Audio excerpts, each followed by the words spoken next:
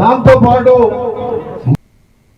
మాజీ ముఖ్యమంత్రి వైఎస్ జగన్మోహన్ రెడ్డి పుట్టినరోజు వేడుకలు కూటమి ప్రభుత్వంలో గుబులు రేపాయని మాజీ మంత్రి తానేటి వనిత వ్యాఖ్యానించారు. తాడేపల్లిలో మీడియాతో మాట్లాడిన ఆమె ప్రభుత్వం ఎంత వేధింపులకు పాల్పడినా వైసీపీ కార్యకర్తలు ధైర్యంగా నిలబడాలని పిలుపునిచ్చారు.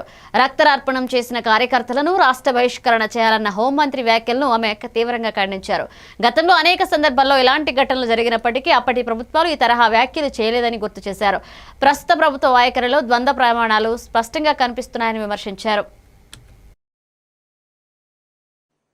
ఈ సంస్కృతిని స్టార్ట్ చేసింది ఎవరు?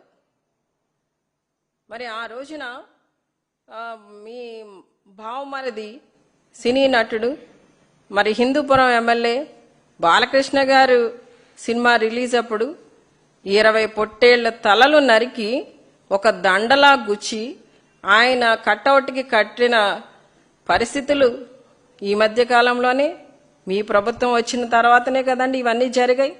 మరి అప్పుడు ఎందుకు మీరు ఎవరు స్పందించలేదు? అప్పుడు ఎందుకు మీరు ఖండించలేదు? ఎందుకు ఆ రోజున వాళ్ళ మీద మీరు ఎటువంటి యాక్షన్ తీసుకోలేదు? అంటే మీ కార్యకర్తలకు ఒక న్యాయం, మా కార్యకర్తలకు ఒక న్యాయం. ఇది ప్రజాస్వామ్య ప్రభుత్వమా లేక ఏమనాలి దీన్ని? ఈ రోజున మీరు మమ్మల్ని అంటున్నారు, ప్రతి దానికి మమ్మల్ని నిందిస్తున్నారు. ఈ రోజున అలాంటి రాక్షస పాలన చూపించేది మీరు.